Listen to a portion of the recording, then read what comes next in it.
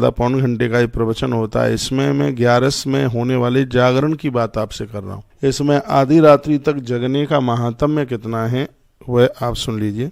महादेव ने ये कथा देवर्षि नारद जी को सुनाई का शृणु नारद वक्ष्यामि महात्म्यम जागरणस्य चाह। आप इसमें महात्म्य सुनिए जागरण का। यह श्रोता मुक्त मापनोति महापापी न संशय। एकादशी की रात्रि में जागरण करने से बड़ा यदि पापी भी हो तो वह भी एकादशी मैया की कृपा से वह भी पापों से मुक्त हो जाता है। नारद जी कहते हैं अहो विश्वेश्वरो विष्णु पवित्रीकरण सद्यः। हे भगवान, आपकी तो वाणी ही सबको पावन पवित्र कर देती है। तो तथापि श्रोतमिच्छामि महात्म्यम जागरणस्तु। हम आपके श्री मुख से एकादशी के जागरण का महात्म्य सुनना चाहते हैं, उसके बारे में आप हमें बताएं तो आपकी बहुत बड़ी कृपा होगी। अतो येन प्रकारेण लोकानां मुक्तिरेवच विश्वेश्वरम वदत्वम तु महात्म्यम जागरणस्तु। सूत जी ने कहा, हे सौनक ऋषियों, जब नारद जी ने बात कही थी तब भगवान शंकर एकादशी के जागरण के महात्म्य में अपने मुख से कुछ वह अद्भुत बातें बोले।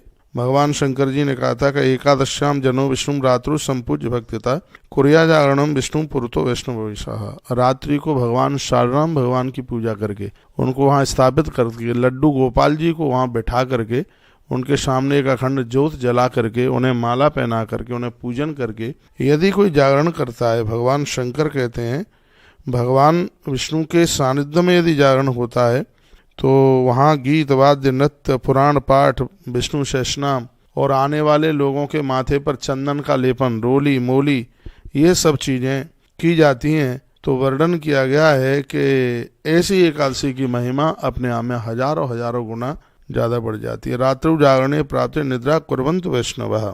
वर्णन किया गया है कि रात्रि जागरण में यदि कोई समर्थ है तो वैष्णव तो सोते ही नहीं है आधी रात्रि तक, तो वह भगवान विष्णु के इस व्रत को बहुत ज़्यादा कई गुणों में इसको वो प्राप्त कर लेते हैं।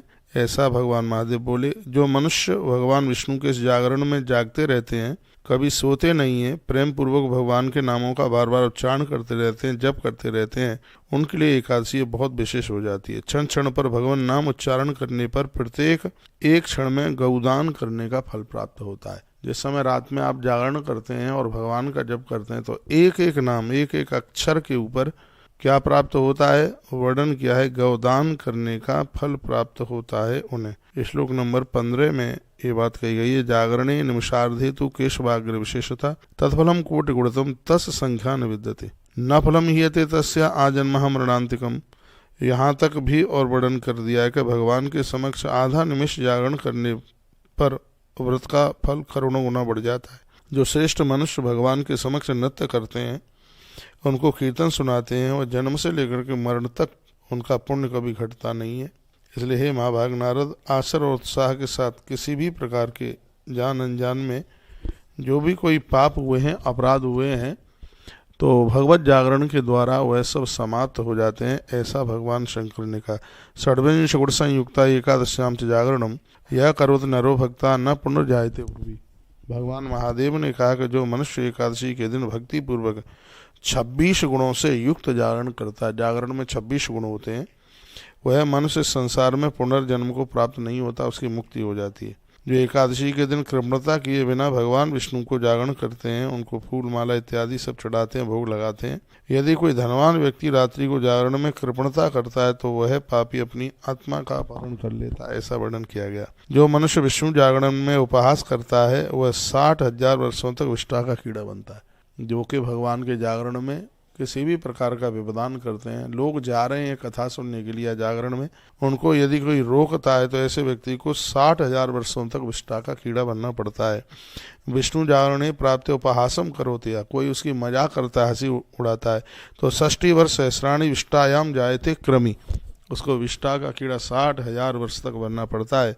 इसलिए व्यक्ति को बहुत सजग और समझदारी के साथ में हरि स्मरण के साथ में भगवान का प्रचार करना चाहिए। ये नहीं कि उसकी हंसी करें, मजाक उड़ाएं। मेरा और आपका जन्म हुआ ही इसलिए भगवत नाम का प्रचार करें, लोगों को भगवान से जोड़ें, यही हो। वेद वेद ब्राह्मणो यस्तु नर्तनेन विशेषता उपहास पर प्राप्त सबई चांडाल उच्यते।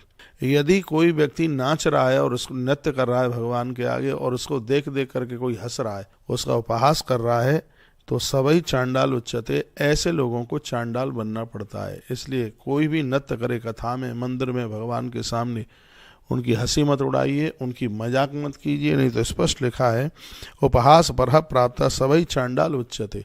भक्ति करने वाले का यदि कोई उपहास करेगा, उसका कोई विरोध करेगा, तो उसको चांडाल बनना ही पड़ेगा, उसको कोई रोक नहीं सकता। इसलिए त्रुटि ना करें, ये गलती ना करें। मीराबाई का उपहास किया था, मीरा ने जब से घर छोड़ा तब से वह खानदान परिवार वो समाप्त हो गया बिल्कुल।